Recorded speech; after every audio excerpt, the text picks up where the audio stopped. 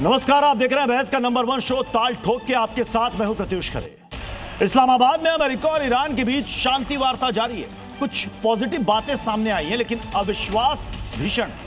पूरे विश्व में एक आशंका है कि अगर बातचीत नाकाम रही तो फिर आगे क्या होगा। ऐसे में बहस जरूरी है, क्योंकि मिडिल ईस्ट में अमेरिका और इजराइल का फोकस कई बार अलग अलग दिख रहा है। मिडिल ईस्ट के अमेरिकी सहयोगियों के हितों का ध्यान कैसे रखा जाएगा, यह सवाल होगा। समझौता होता भी है तो लंबे समय तक इसे कायम रखना चुनौती होगी। ऐसे में सवाल है कि अमेरिका जिन शर्तों को मानेगा, क्या इजराइल उस पर रजामंद होगा? क्या अमेरिका हॉर्मुज को पहले की तरह खुलवा पाएगा? ईरान के प्रॉक्सी संगठनों के खिलाफ कार्रवाई से खुद को रोक पाएगा इजराइल? और भी दूसरे सवालों पर ठोकेंगे ताल, जिसमें साथ होंगे कुछ खास मेहमान। लेकिन उससे पहले ये रिपोर्ट। तो जैसा कि हमने आपसे वादा किया हुआ है कि आप दर्शक नहीं बल्कि आप ताल ठोक के बहस का हिस्सा भी होंगे रोजाना, लिहाजा आज के सवाल पर आपकी राय भी बेहद जरूरी है। आज का हमारा सवाल क्या है? हमारा सवाल है कि यूएस ईरान डील में कहां कहां पेच फंस सकता है। सोशल मीडिया हैंडल एक्स पर आप अपनी राय, अपना जवाब भेजें और आपकी राय को इसी शो के दौरान दिखाएंगे। जल्दी से अपने मेहमानों से आपको मिलवा देते हैं। हमारे साथ हैं retired colonel Tej Tikku sir हैं, हमारे साथ हैं retired colonel Shailendra Singh sir, defence expert हैं। अमजद अयूब मिर्जा हमारे साथ, पीओके एक्टिविस्ट, वो जुड़ रहे हैं। इनके पास मैं जाऊं, लेकिन उससे पहले शुरुआत एक बड़ी खबर से।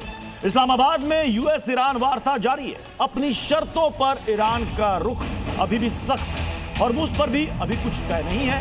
दोनों पक्षों के बीच तनाव और अविश्वास अभी भी देखने को मिल रहा है। ईरान की फ्री संपत्तियों पर भी सहमति अभी तक नहीं बन पाई है। अमेरिका ने ईरान की संपत्तियों को अनफ्रीज करने की खबरों से साफ साफ इनकार कर दिया है। तो सवाल यह है कि अगर इतने पेच फंसे हुए हैं तो फिर बात कैसे बने? ये सबसे बड़ा सवाल है। मैं तेज टिक्कू सर, यही सवाल के साथ मैं आपके पास आ रहा हूं। अगर इतने पेच फंसे हुए हैं तो आपको लग रहा है कि ये शांति वार्ता आज सफल हो पाएगी? देखिए, सबसे पहले ईरान का रुख तो सख्त है ही और काफ़ी दिन से सख्त है, लेकिन मुझे लगता है अब ये और ज़्यादा सख्त होगा, क्योंकि ईरान की एक भावना पैदा की है ट्रम्प के स्टैंड से, फ्लिप फ्लॉप से, कि वो ज़्यादा इच्छुक है बातचीत करने के लिए। क्योंकि कहाँ वो बोलते थे कि ईरान को सरेंडर करना पड़ेगा, मतलब जो शर्तें उन्होंने डाली थी एक भी शर्त उसमें पूरी नहीं हुई, और फिर वो अपने नंबर 2 वाइस प्रेसिडेंट, जिसको बोलते हैं 1 heartbeat away from presidency, उसको भेज रहे हैं बातचीत करने के लिए। तो डेफिनेटली ये क्लाइम डाउन है, और मैं मानता हूं कि ईरान ने इस बात को पकड़ लिया है। इसलिए पहले ही राउंड में ये एक्सपेक्ट करना कि वो किसी भी शर्त के ऊपर मान जाएंगे या कंप्रोमाइज़ करेंगे, ये बिल्कुल अनरियलिस्टिक है। मैंने पहले भी बोला है, ये बातचीत ज़्यादा से ज़्यादा 2-3 दिन चलती रहेगी, और फिर ये बाद में बोलेंगे कि ये सीज फायर अगले 15 दिन के लिए बढ़ा रहे हैं, उतनी देर में हम और बातचीत शुरू करेंगे।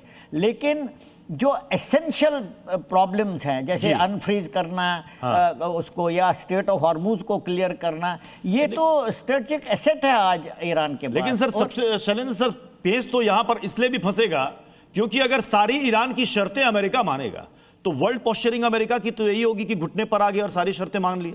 और अगर यही मानना था तो फिर युद्ध क्यों किया?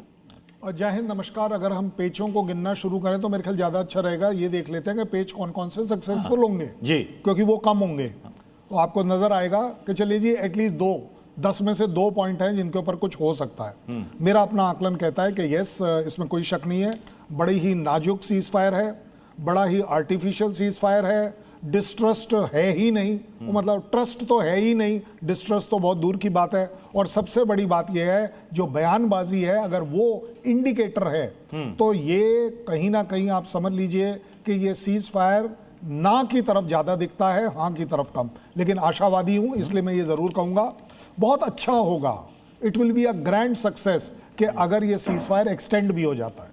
It's a good thing. Diplomacy में हम कहते हैं कि आप अगली बार मिलने को तैयार हो, यही बहुत बड़ी कामयाबी है।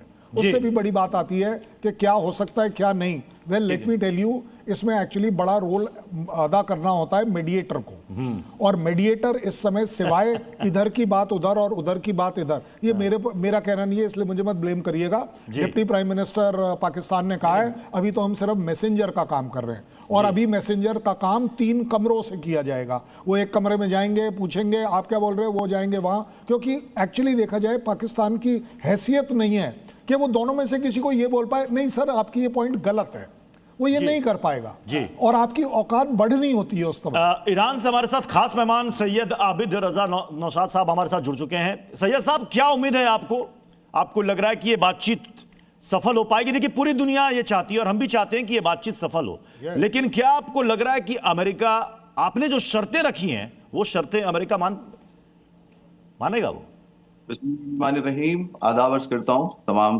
पैनलिस्ट की खिदमत में भी, आपकी खिदमत में, और जितने लोग हमें देख रहे हैं जी। ये बहुत ही ईरान की तरफ से एक बहुत मजबूत कदम उठाया गया है। 86 लोगों का डेलीगेशन इधर से गया है, जबकि अमेरिका की तरफ से 300 लोगों का डेलीगेशन आया है पाकिस्तान के अंदर।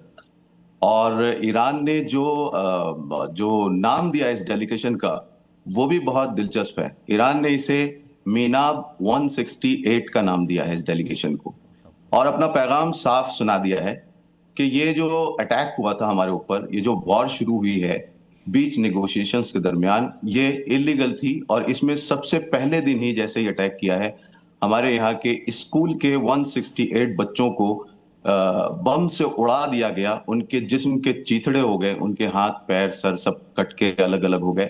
मैं आपको बता रहा हूं कि मीनाब का जो नाम दिया है वो इसी वजह से दिया है ताकि बता सकें कि हम पर किस तरह का अमेरिका और इस्राइल ने जुल्म किया है। कि अभी तक मैं एक वीडियो देख रहा था वहां की, तो अभी तक वहां पर कुछ दिनों पहले बच्चों के हाथ पैर कटे हुए मलबे से निकल रहे थे, और उन मलबों को, उन बच्चों के हाथ पैर थे ये जिन बच्चों को दफन किया जा चुका था।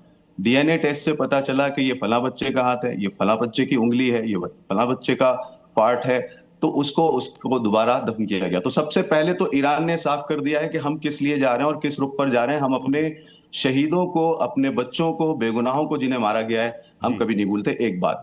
दूसरे ये कि ईरान की तरफ से जो डेलीगेशन गया है उसमें आप अगर देखें तो उसमें ठीक ठाक पीएचडी होल्डर्स हैं, बहुत ही पढ़े लिखे लोग, हाई एजुकेटेड लोग हैं। ये जो ट्रम्प साहब कह रहे थे कि ये सिविलाइजेशन जो है उसको हम खत्म कर देंगे, तो ट्रम्प साहब ने ठीक कहा था कि सिविलाइजेशन। साहब, अपने डेलीगेशन के बारे में बात की, जो अमेरिका से डेलीगेशन आया है, जेडी वेंस हैं, विटकॉफ हैं, कुशनर हैं, आपको भरोसा है तीनों पर?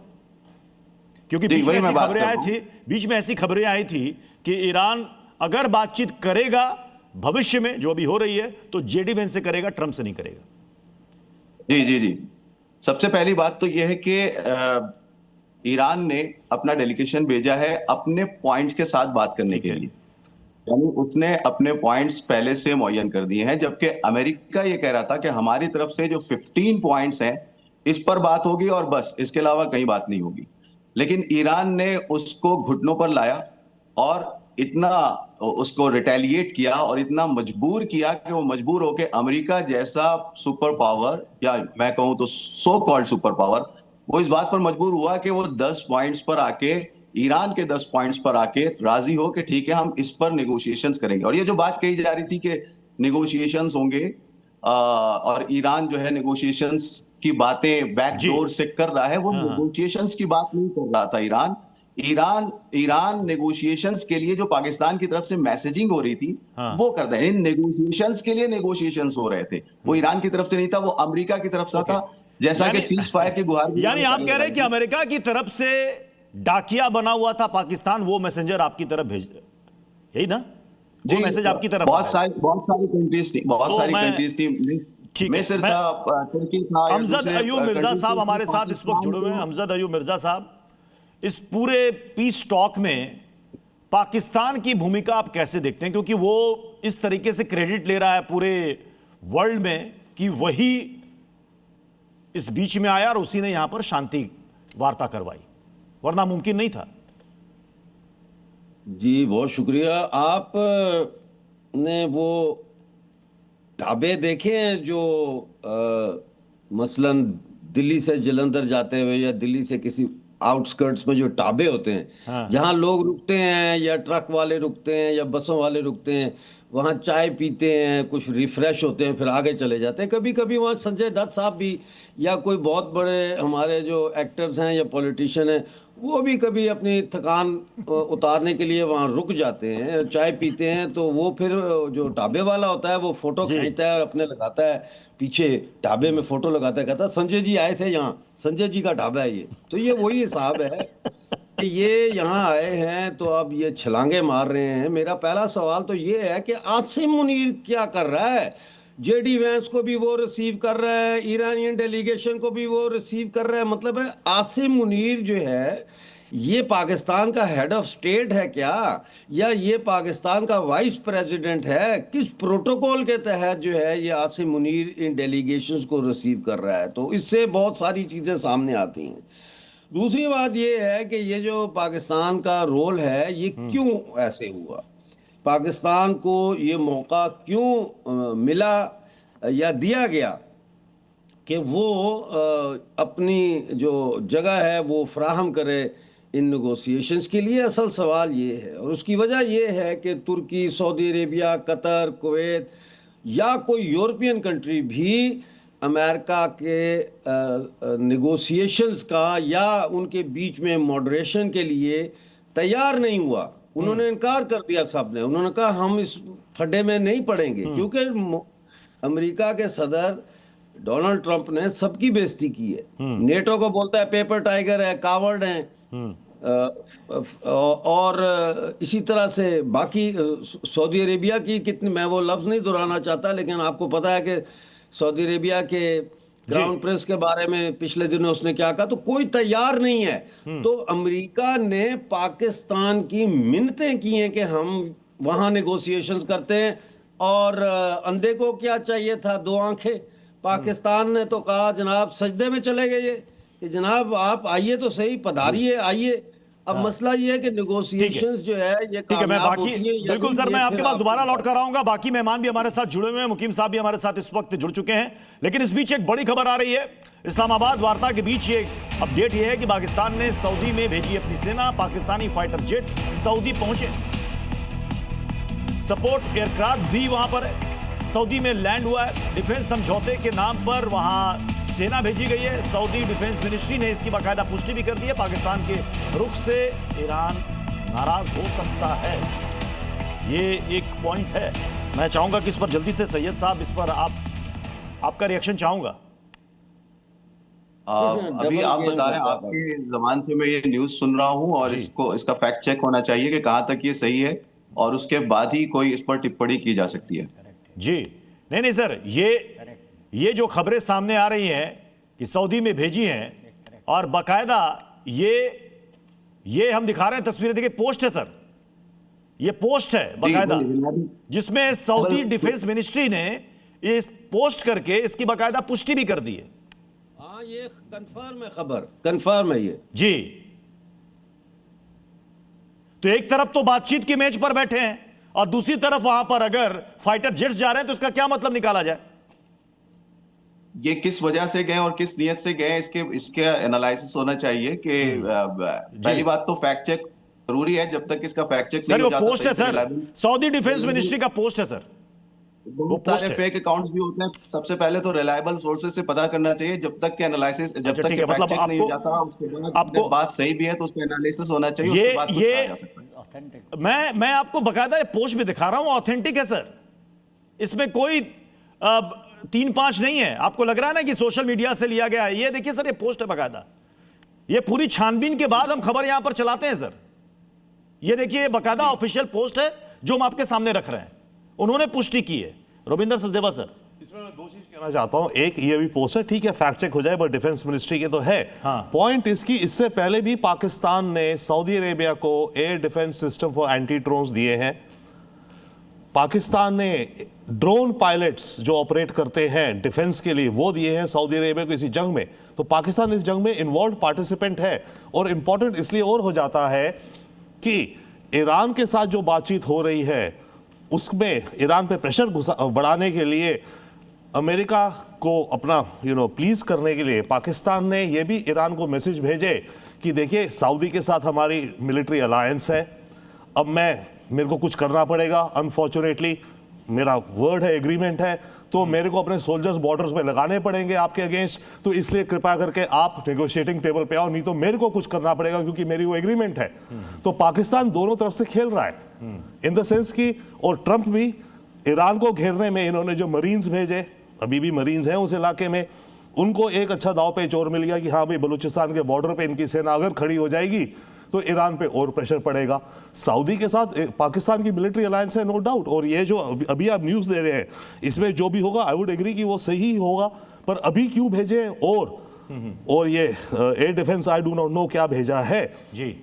एयरक्राफ्ट क्या करेगा सऊदी अरेबिया को तो अभी anti drone anti missile system चाहिए, एयर डिफेंस सिस्टम चाहिए, जो पाकिस्तान ऑलरेडी दे चुका है, not only hardware some including the drone pilots. जी मुकीम अहमद साहब भी हमारे साथ इस वक्त जुड़ चुके हैं। सर आपको यह क्या समझ में आ रहा है, अगर पाकिस्तान एक तरफ बातचीत में मीडिएटर बना हुआ कह रहा है कि वो यहां पर शांति करवा रहा है, तो फिर ये वहां पर एयरक्राफ्ट भेजने का मतलब क्या है इस सिचुएशन में? हाँ जी, जो हमारी अंडरस्टैंडिंग है कि वो मक्का और मदीना के होली प्लेसेस की सेफ्टी के लिए भेजे गए हैं, उनका जंग से कोई ताल्लुक नहीं है, और ईरान को भी इस चीज़ का पता है, they are aware of it, और इसको बढ़ा चढ़ा के बयान करने की या ट्विस्ट करने की ज़रूरत नहीं है कि डिफेंस का फैक्ट सारी दुनिया को पता है, ईरान को भी पता था, इस फैक्ट के बाद भी वो इस्लामाबाद आए हैं, तो उस पर कोई शादियाने बजाने की या उस पर प्रोपेगेंडा करने की जरूरत नहीं है। तो मैं नहीं समझता कि प्रोपेगेंडा कौन कर रहा है सर? जो खबर जिस रूप में आई वो हमने सामने रख दिया और हमने पूछा कि इस वक्त अगर वहां पर एयरक्राफ्ट पहुंचे तो इसके मायने क्या है? लोगों को रिसीव कर रहे हैं, एक तरफ ये देखिए हम भेज रहे हैं, ये प्रोपेगेंडा है, और कह रहे हैं कंफर्म नहीं हो सकती, हर न्यूज़ एजेंसी इस खबर को रिलीज कर रही है कि ईरान ने अपने जहाज पहुंचा दिए, अपना पाकिस्तान ने अपने फाइटर जेट पहुंचा दिए, उधर से कमरा नेगोशिएशंस का दरवाजा उन्होंने बंद किया मीटिंग रूम का और नेगोशिएशन शुरू कर रहे हैं, पीछे से चपड़ासी को बोलते हैं फटाफट चढ़ा जहाज भेज सऊदी अरेबिया, उनको कह रहे हैं कि हम आपके साथ हैं, इधर इनको कह रहे हैं हम आपके साथ हैं। किस, मैं अब वो शब्द नहीं यूज करना चाहता, किस किस्म के ये फ्रॉडिये लोग हैं। और ईरान ने कह दिया है, जैसे ही ईरान के स्पीकर असेंबली ने पांव रखा इस्लामाबाद पे, पहली चीज उससे जब पूछी जर्नलिस्ट ने तो उसने ये कहा कि we do not trust Americans, we do not trust Americans because of our past experience.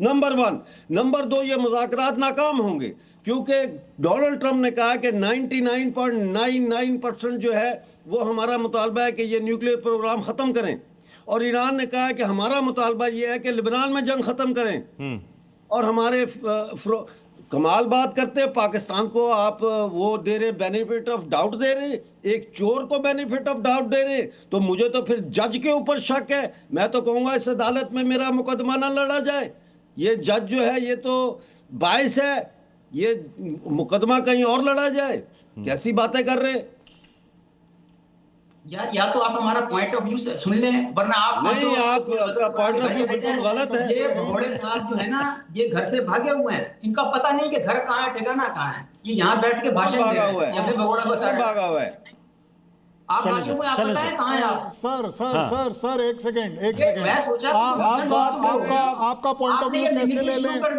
नहीं, आपका पॉइंट ऑफ व्यू क्या ले लें हम? आपने तो बोल दिया ये पोस्ट गलत है, आपने तो बोल दिया वेरीफाई करिए। अरे मैं क्यों वेरीफाई करूं? आप वेरीफाई करके बताइए ये गलत है।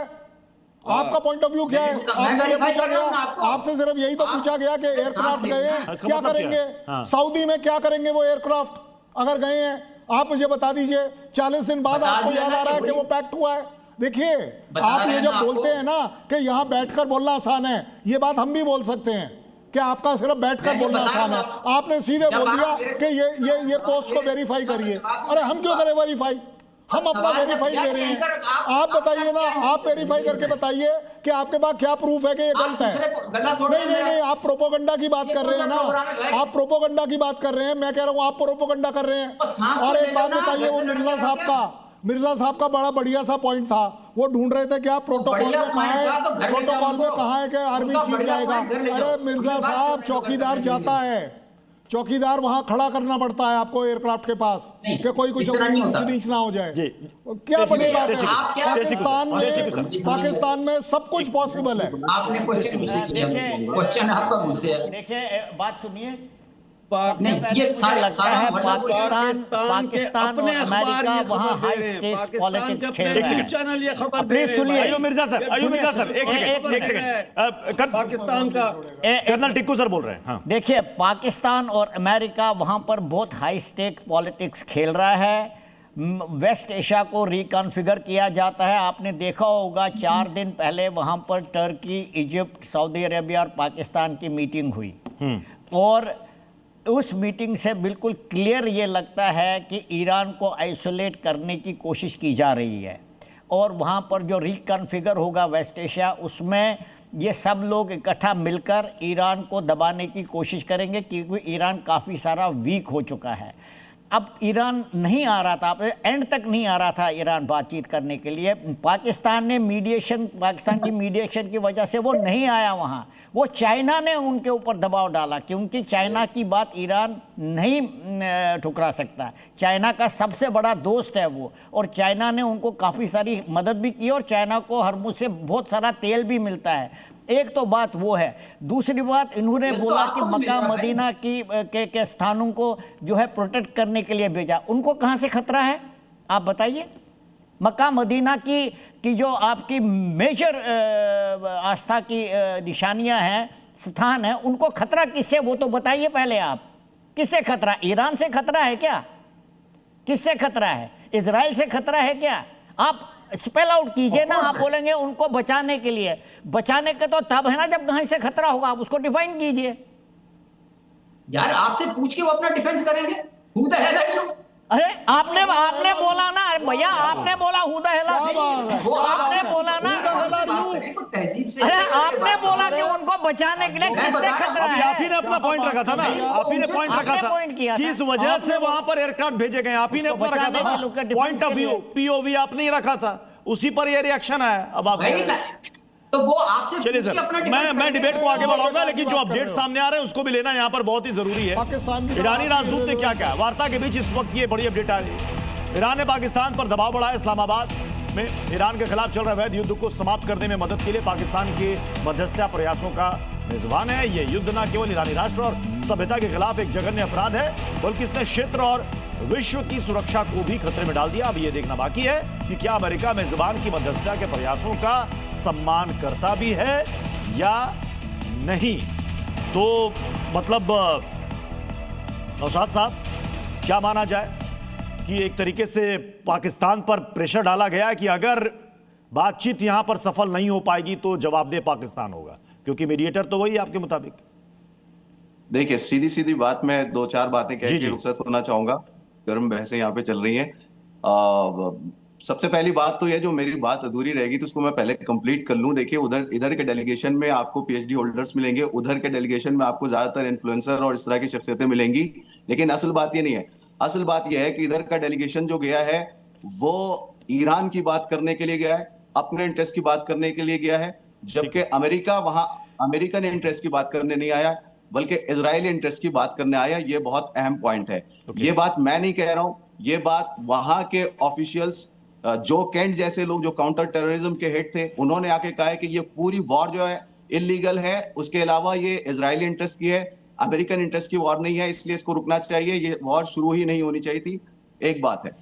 दूसरी बात यह है कि ये जो डिफेंस एक्सपर्ट साहब, इनका नाम अगर आ जाए मेरे सामने, टिक्कू साहब ने जो बात कही कि ईरान वीक हो चुका है। आप ये बताइए कि अगर ईरान वीक हो चुका है तो उससे नेगोशिएशंस की गुहार अमेरिका क्यों लगाएगा भाई? वीक को तो अमेरिका कुचल के रख देता है, साफ करके रख देता है।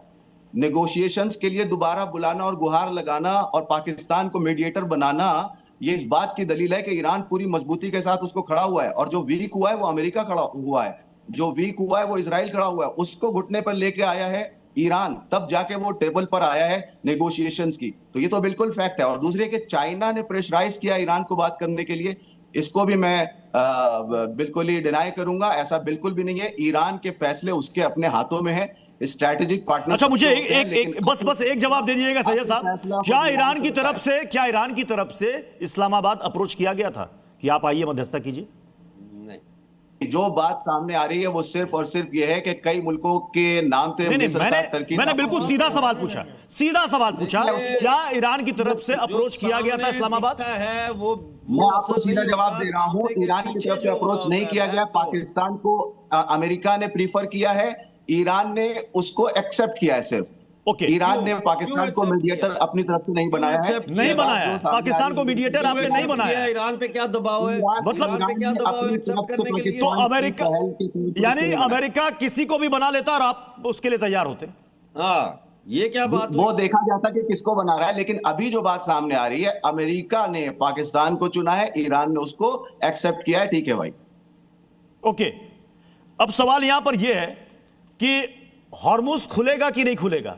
आपकी संपत्तियां डिफ्रीज होंगी या नहीं होंगी? नहीं खुलेगा जी। तो मुझसे पूछ रहे हैं आप? जी, आप ही से पूछ रहा हूं। ये बड़ी शर्त है जी आपकी। जी 10 पॉइंट्स जो दिए हैं उसमें बहुत ज्यादा फोकस किया गया है हुर्मुज के ऊपर भी। हाँ। और ईरान इस सिलसिले में चंद बातें जो उसने कही हैं वो ये है कि सैंक्शंस हटाए जाएंगे, न्यूट्रल राइट्स का ख्याल रखा जाएगा, एनरिचमेंट नहीं रोका जाएगा, उसके ऊपर दोबारा वॉर नहीं किया जाएगा। यानी ये जो नेगोशिएशंस, फिर जो है वॉर और फिर नेगोशिएशन, ये साइकिल जो है इसको टूटना चाहिए। हुर्मुज ईरान के कंट्रोल में रहेगा। हुर्मुज के ओमान के साथ ईरान मिलकर वहां के लिए कानून बनाएगा और उसको अपने मुकम्मल कंट्रोल में रखेगा। लेबनान को ईरान अकेला नहीं छोड़ेगा। लेबनान पर जो अटैक्स हो रहे हैं उसको रोकना पड़ेगा। और लेबनान ही नहीं, रीजन के जितने भी ईरान के लाइज हैं, यानी उसमें पैलेस्टाइन भी शामिल है, यमन भी शामिल है, इस तरह के जितने अलाइज हैं उस पर भी पूरी तरह से अटैक्स को रोका जाएगा। किसी तरह का उल्लंघन नहीं किया जाएगा वॉर के लिहाज से। और ये 10 पॉइंट्स ऐसे हैं, और भी पॉइंट्स हैं ऐसे हैं जिनसे ईरान एक पॉइंट से भी पीछे नहीं हटने वाला। एक पॉइंट से भी पीछे नहीं हटेगा। मुकीम अहमद साहब, ये जो 10 पॉइंट्स हैं, आपको लग रहा है कि अमेरिका मान जाएगा इस पर? अगर मान जाएगा तो फिर बात ही क्या हो, तो तुरंत ही सब कुछ खत्म हो जाएगा। देखिए, जब भी मुज़ाकरात होते हैं वो गिव एंड टेक होता है, कोई चीज फाइनल नहीं होती। और इस अमेरिका से लीव करने से पहले जो उनकी प्रेस टॉक हुई है जेडी वांस की, उन्होंने कहा कि 3 स्टिकी पॉइंट्स हैं। ये मैं कोट कर रहा हूं। अच्छा, अब उसमें मसला ये है कि वो 3 पॉइंट्स कौन से हैं वो अंदाजे लगाया जा रहा है, जिसमें से एक आबनाए हुर्मुज़ है, दूसरी जानिब वो यूरेनियम इनरिचमेंट है, और तीसरे वो मिसाइल के प्रोग्राम पे पाबंदी वगैरह कहा जा रहा है। अब यह है कि हुर्मुज़ को ले लें। ईरान ने यह भी कहा है कि हमारे असासे जो हैं, जो हमारे एसेट्स हैं, वो हमारे हवाले किए जाएं। अब क्या पता वो इसमें कोई रियायत दे दे ईरान, और क्या पता अमेरिका कोई ऐसी ऑफर दे दे जिसे ईरान एक्सेप्ट कर ले। तो हम यहाँ वक्त से पहले ही, अभी वो लगन हुआ नहीं, हमने पहले भी उसका फ्यूचर लिखना शुरू कर दिया कि भाई पता नहीं क्या होगा, दूल्हा छत से गिर के मर जाएगा, नहीं लड़की भाग जाएगी। ऐसा अभी तो बात ही शुरू नहीं हुई। और लेकिन यह है कि निचली सतह के ऊपर कोई अंडरस्टैंडिंग हुई है जिसके बाद ही वो वफद चले हैं। वरना उन्होंने यहाँ पे आके वहां मेला लगाया जो कुंभ का, किस लिए? They want to do something, they want to deliver. नहीं, अब तो ये चाहते हैं कि सर वहां पर जो मेला लगा है, वहां पर जितने बाराती जुटे हैं, कम से कम कुछ उसका नतीजा फ्रूटफुल हो, कुछ अच्छा हो। हम सब यही चाहते हैं, पूरी दुनिया यही चाहती है। इस बीच एक बड़ी खबर यह है, वार्ता के बीच ये बड़ी अपडेट, लेबनान में इजराइल के हमले अभी भी जा रहे हैं। लेबनान में इजराइल ने 4 स्ट्राइक की, हमले में 13 लोगों की जान चली गई। हमले के बाद वहां पर अफरा तफरी मच गई। तो एक तरफ स्टॉक चल रही है, दूसरी तरफ देखिए लेबनान में इजराइल के हमले भी जारी है। और जो खबरें सामने आ रही है उसके मुताबिक 4 स्ट्राइक में 13 लोगों की मौत हो गई है। यह भी इस पीस टॉक का एक इंपॉर्टेंट पॉइंट है कि आपको हमले रोकने पड़ेंगे। यह अलग बात है रविंदर सर कि इसमें लेबनान इसमें स्टेक होल्डर नहीं है, लेकिन अगर ये हमले, ये स्ट्राइक नहीं रुके तो आपको लग रहा है कि इसके बाद भी पीस टॉक हो पाएगी और बिल्कुल सफल हो जाएगी? मेरे ख्याल से लेबनान इस पीस अरेंजमेंट में इंक्लूडेड है। अभी जो हो रहा है इजराइल द्वारा, and may be encourage by America also, ये केवल एक बार्गेनिंग पॉइंट और किया जा रहा है, क्योंकि कहकर के भाई लेबनान नहीं है, इजराइल अटैक करता रहेगा। अमेरिका इजराइल को कह सकता है टोन डाउन करने को, बट उसके एक्सचेंज में वो ईरान से कुछ बार्गेन मांगेगा। वो कहेगा ठीक है इजराइल के हमले कम होंगे हिजबुल्लाह पे, अब बताओ तुम क्या दे रहे हो, इतना दे रहे हो तो उसको कैसे बढ़ा रहे हो। यहाँ बार्गेनिंग हो रही है इस समय और होगी दोनों साइड्स के बीच में हर हर हर कंडीशन को लेकर के।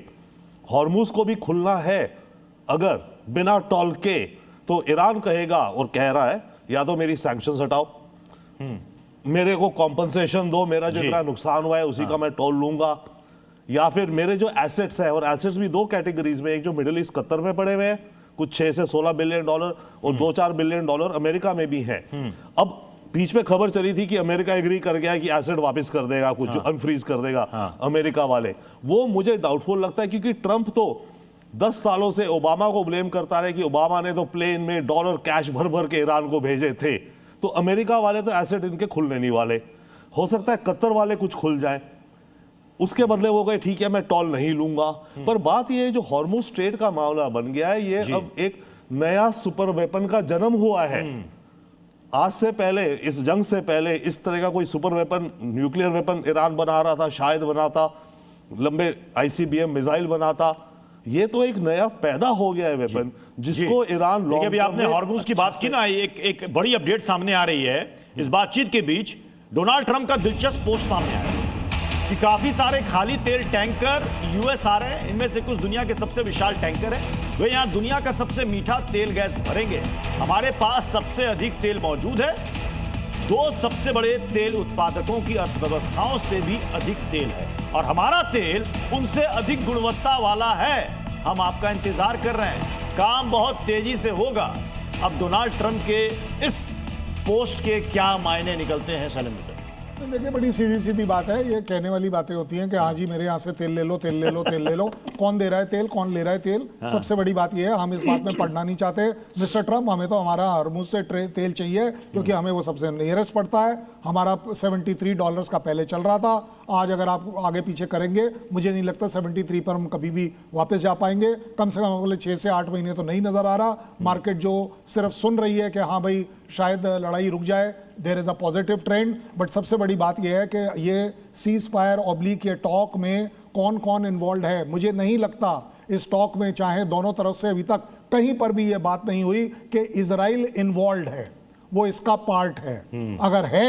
अगर है तो मिस्टर मीडिएटर से पूछिए कि उनको बुलाया क्यों नहीं, और आज जब पूछने की बात आएगी तो वो बोल देते हैं ये तो वो क्या है, वो शैतान है, कि वो तो शैतान है। तो इसलिए मुझे लग रहा है ये जो 14 तारीख को जो लेबनान और इजराइल की जो सो कॉल्ड बातचीत चलनी है वॉशिंगटन में, उसमें कहीं कुछ बात धीमे करने पर आ जाए, बट ये लड़ाई रुकती हुई नजर कहीं नहीं आ रही। चूंकि तेल की बात हो रही है और इन्होंने बहुत अच्छा पॉइंट उठाया, और इस वक्त ये सबसे बड़ा टॉकिंग पॉइंट है कि जो मेन स्टेक होल्डर है वो इस्लामाबाद नहीं आया, तो क्या वो वेट एंड वॉच की स्थिति में तेल और तेल की धार देख रहा है? वो देखिए कोई वेट एंड वॉच की स्थिति नहीं है। इजराइल ने बिल्कुल क्लियर किया है यूनाइटेड स्टेट्स को और बाकियों को कि हमारी सुरक्षा इसमें है कि हम सदर्न लेबनान को कुछ हद तक अपने कब्जे में ले, वहाँ पर हिजबुल्लाह का नामो निशान हम मिटा देंगे ताकि हमारे जो नॉर्दर्न सेटलमेंट्स हैं, किबर्स हैं, उनके ऊपर थ्रेट ना हो, और वो इसको प्रोसिक्यूट करते रहेंगे, वो बात नहीं मानेंगे।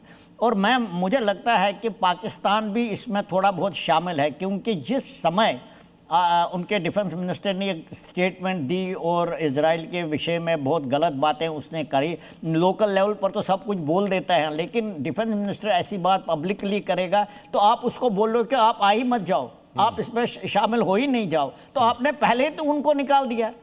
दूसरी बात यह है, इसलिए मैं कह रहा हूँ शांति वार्ता में कुछ भी हो, लेबनान और इजराइल के बीच में जंग रुकेगा नहीं, बल्कि मैं ये भी कह रहा हूँ आपको, उसके बाद हुतीज भी इजराइल के टारगेट बनेंगे। उनका एग्जिस्टेंशियल थ्रेट है, वो नहीं मानेंगे। मैं एक चीज़ का जवाब देना चाहता हूँ उसमें। देखिए ये कहना कि अमेरिका बहुत वीक हो गया, उसको घुट्टों पर लाया गया और ईरान अभी भी मजबूत है, ये करेक्ट स्टेटमेंट नहीं है। ईरान को बहुत नुकसान हुआ है, लेकिन अमेरिका क्या चक्कर है, अमेरिका इससे निकलना चाहता है। उनकी हिस्ट्री यही है, वियतनाम से भागो, अफगानिस्तान से भागो, इराक से भागो, हर जगह से भागो, तो वो बोर हो जाते हैं। अमेरिका भी फंस गया है सर, अमेरिका भी फंस गया है। तो ये ट्रंप मौका खोज रहे थे किसी तरीके से जंग से निकलने का, पीछे खींचने का।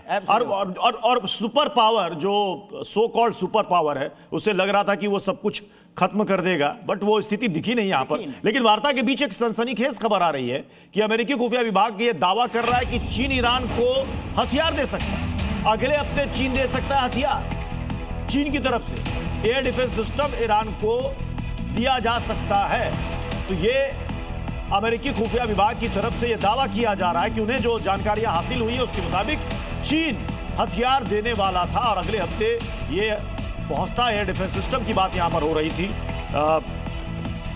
सैयद साहब हमारे साथ फिर से जुड़ गए। सैयद साहब, जो खबरें निकलकर सामने आ रही थी कि ईरान अपने दम पर अकेले तो युद्ध नहीं लड़ रहा है, पीछे से दो महाशक्तियां साथ हैं, चीन का और रूस का नाम आ रहा था, और ये अमेरिकी खुफिया विभाग या वहां के जो न्यूज पोर्टल्स हैं उनके हवाले से भी कई इस तरह की खबरें सामने आ रही थी। जी, सबसे पहली बात तो यह है कि अमेरिका की चूंकि इसमें हेजेमनी बिल्कुल तबाह हो गई है और वो इस बेइज्जती को बर्दाश्त नहीं कर पा रहा है, तो उसके लिए ये डाइजेस्ट करना बहुत मुश्किल हो गया है कि ईरान ने मेरी ये हालत बना दी। तो अब वो ढूंढ रहा है कि वो कभी चाइना को लाता है, कभी रशिया को लाता है कि उसने इंटेलिजेंस के जरिए इसकी मदद की है, इंफॉर्मेशन दी है, उसने असलहा दिया है। जबकि ईरान अब्बास अराक्ची साहब से जब ये सवाल किया गया था कि क्या रशिया और चाइना आपकी मदद कर रहे हैं, तो अब्बास अराक्ची साहब ने कहा था कि रशिया हमारा स्ट्रैटेजिक पार्टनर है, स्ट्रैटेजिक पार्टनर जरूर है, लेकिन उन्होंने तब भी ये नहीं कहा कि वो हमें असलहे दे रहा है, क्या दे रहा है। इस जंग के फैक्ट्स को भी आप देखें तो आपको मालूम होगा कि इन्होंने जो मिसाइल्स यूज की हैं इस जंग के अंदर, ईरान ने रिटेलिएट करने के लिए वो अपनी बनाई हुई मिसाइल्स यूज की हैं, अपने बनाए हुए ड्रोन्स यूज किए हैं, अपना डिफेंस सिस्टम यूज किया है, और इस जंग में वो इस तरह से असलहों का इस्तेमाल अकेले अपने बनाए हुए बेस पर कर रहा था। एक तो बात ये फैक्ट है अपनी जगह पर, ठीक है। और दूसरी तो बात, ये जानकारियां ईरान को कहां से मिल रही थी, कहां युद्धपोत की मूवमेंट कहां है, कहां कितने एयरक्राफ्ट हैं, ये सारी चीजें कैसे इंटरसेप्ट हो रही थी? यहाँ की इंटेलिजेंस काफी मजबूत है, और इंटेलिजेंस के हवाले से मैं मदद का इनकार नहीं कर रहा हूं, हो सकता है कि मदद की हो, लेकिन बात यहाँ पर हो रही है कि देखिए अब रशिया और नहीं, अच्छी बात है आपकी साफगोई की मैं कदर करता हूं। आपने कहा कि हो सकता है कि मदद की हो, जी हो सकता है, मैं ये नहीं कह रहा हूं। जबकि स्ट्रैटेजिक पार्टनर जब खुद अब्बास अराक्ची साहब कह रहे हैं, तो स्ट्रैटेजिक पार्टनरशिप का तो यही तकाजा होता है कि इस तरह की हो। लेकिन असलहे दिए हैं, इसका कोई सबूत यहाँ पर मौजूद नहीं है, बल्कि जो सामने की चीज है वो यही है कि अपने असलहों से ईरान लड़ा है। और ये हमारे टिक्कू साहब जो दोबारा बात कर रहे हैं, सैयद साहब, मैं चाहूंगा कि थोड़ी देर और आप हमारे साथ यहाँ पर रुके रहें, क्योंकि बहुत ही अच्छी चर्चा चल रही है। अयूब साहब, अमजद अयूब साहब कुछ कहना चाह रहे हैं जी। हाँ, मुझे एक और चैनल पे जाना है और वहां से अमजद अयूब साहब, मैं आखिर में सिर्फ इतना कहूंगा, एक शेर से शुरू करूंगा कि बाजीचा इतफाल है, यानी बच्चों का ये खेल है, बाजीचा इतफाल है दुनिया मेरे आगे, होता है शब रोज तमाशा मेरे आगे। सर, आपने वो फिल्म देखी होगी सर, जिसके अंदर बारात आती है और उसके बाद वहाँ मामला तय नहीं पाते डावरी के या जहेज के, तो वो कहते हैं ये शादी नहीं होगी, बारात वापस जा रही है। ये अंत होगा पाकिस्तान के मुज़ाकरात का। आप सबका बहुत बहुत धन्यवाद, आप लोगों ने मुझे सुना, टाइम दिया, थैंक यू वेरी मच। आप लोग चर्चा जारी रखिए। मैं फिर आप तो बहुत मायूस होकर जा रहे हैं, आपको नहीं लग रहा? मायूस नहीं हूं मैं, मायूस नहीं हूं, मायूसी गुनाह है। तो मतलब पाकिस्तान में जो बातचीत हो रही है, आपको नहीं लग रहा कि इसका कुछ नतीजा निकलेगा, कोई हल निकलेगा? कुछ भी नहीं निकलेगा सर। ये अमेरिका की चाल है मुज़ाकरात, ताकि इजराइल को टाइम दे कि ईरान की तरफ से इजराइल पे बमबारी रुके और इजराइल लेबनान जो है उसका सफाया करे। ये बहुत टैक्टिक्स हैं सर। मतलब टाइम बाई कर रहा है क्या अमेरिका? हाँ जी, सर टाइम बाई कर रहा है, वो टाइम बाय भी कर रहा है, बट मैं इतना सिनिकल नहीं हूं। कुछ रिजल्ट निकल सकता है, इक्विलिब्रियम में कुछ गिव एंड टेक होगा डेफिनेटली। जहां तक पहले बात हो रही थी चाइना की, वो रिपोर्ट यस, उसमें यह भी था कि एयर डिफेंस सिस्टम जो है किसी थर्ड कंट्री द्वारा राउट किए जाएंगे। बट ये बात भी है कि ऑफेंसिव फुल वेपन शायद चाइना ने नहीं दिए है, रशिया ने भी शायद नहीं दिए। चाइना ने इनको सॉलिड फ्यूल दिया जो मिसाइल्स के लिए, लॉन्ग डिस्टेंस के लिए जरूरी है। चाइना ने शायद इनको इंटेलिजेंस से मदद करी, उसका बाइडू सैटेलाइट सिस्टम से। रशिया ने कुछ कंपोनेंट्स की मदद करी है, तो कुछ मदद तो है, पर वो तो सेम चीज है। इजराइल जो जंग लड़ रहा है, इजराइल की जंग सारे अमेरिका के वेपन्स के बूते पे चल रही है, राइट। तो जब वॉर हो रही है तो इसमें कोई नयापन नहीं है। जो आपके पक्ष के लोग हैं या जहां की इक्विपमेंट आपके पास है, उसकी जो म्यूनिशंस होंगी या सेपरेट कंपोनेंट्स वगैरह होंगे, वो आपके जो भी सप्लायर्स वेंडर्स हैं या देश जो स्ट्रेटेजिक पार्टनर्स हैं वो आपको देंगे, तो वो वहां चलता है। बट कमिंग बैक अगेन, कुछ निकलेगा प्रोग्रेस, आई डू थिंक, क्योंकि प्रेशर्स बहुत ज्यादा बन चुके हैं और कुछ तो होमवर्क हो चुका होगा ना, जो 250-300 की डेलीगेशन। लेकिन सर ये जो सबसे बड़ा पेच जो पूरी दुनिया के सामने है वो है हॉर्मुज स्ट्रेट को लेकर। अब क्या वहां पर जो टोल की बातें आ रही हैं कि ईरान ने कहा कि हम इन जहाज़ों को निकलने देंगे, ये जहाज निकलेंगे तो इन पर हम इतना टोल लगाएंगे, इन पर इतना टैक्स इनको देना पड़ेगा। इस बीच एक बड़ी खबर आ रही, दोनों पक्ष आमने सामने बात कर रहे हैं, ईरान यूएस के बीच अब सीधी बातचीत हो रही है। इससे पहले इंडिविजुअली शहबाज शरीफ के साथ जो दोनों पक्षकार हैं अलग अलग उनकी मुलाकात हुई थी, लेकिन अभी जो अपडेट सामने आ रही है, अब ईरान और यूएस का डेलीगेशन आमने सामने बैठ चुका है, यानी दोनों के बीच में अब सीधी बातचीत चल रही है। और इसी पर पूरी दुनिया की नजर टिकी हुई है कि ये दो पक्षकार जो आपस में इस्लामाबाद में मिल रहे हैं, इस मुलाकात का क्या अंजाम होगा। दुनिया चाहती है, सबको यही चाहता है कि जल्द से जल्द ये जंग खत्म हो, एक अच्छी और सुखद खबर सामने आए। हर कोई यही उम्मीद पाले बैठा है, लेकिन जो शर्तों की लंबी चौड़ी लिस्ट है, शैलेंद्र सर, मैं फिर से आना चाहूंगा हॉर्मुज स्ट्रेट को लेकर। इसी को लेकर मतलब पूरी जंग की बिसात बिछी, वो तो रिजीम चेंज करना नहीं कर पाया, लेकिन हॉर्मुज स्ट्रेट पर ईरान का कंट्रोल कल भी था और आज भी है।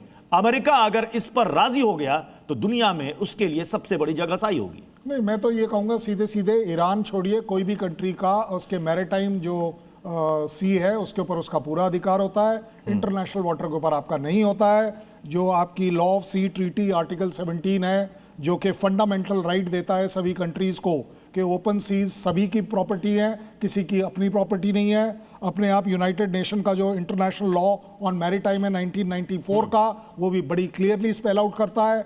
172 कंट्रीज़ ने उसको साइन किया हुआ है। ये एक अलग बात है कि ईरानियन रिप्रेजेंटेटिव बोल देंगे मैंने साइन नहीं किया है। वेल, आपने साइन नहीं किया, कोई बड़ी बात नहीं है। मैं तो कहता हूँ यूएस ने भी साइन नहीं किया है। आप दो के वजह से हॉर्मुज में पूरी दुनिया तकलीफ में आ जाए और आप ये बोले कि नहीं जी हम तो अटके रहेंगे टोल प्लाजा पर।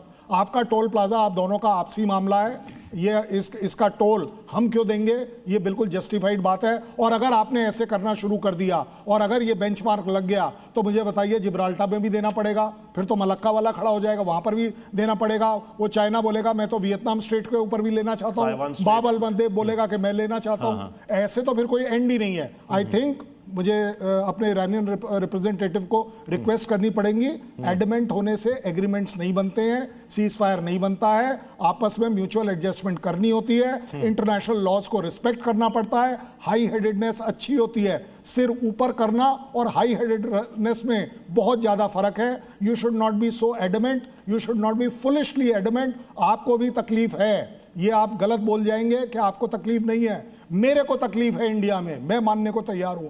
आप दोनों की लड़ाई तकलीफ मैं ले रहा हूं। हॉर्मुज में आप टोल मेरे से लोगे, आप बोलते हो कि आपने उन्होंने यूएस से 3 पार्ट्स में माना नहीं है। जनाब ये बताइए अभी माना किस पर है?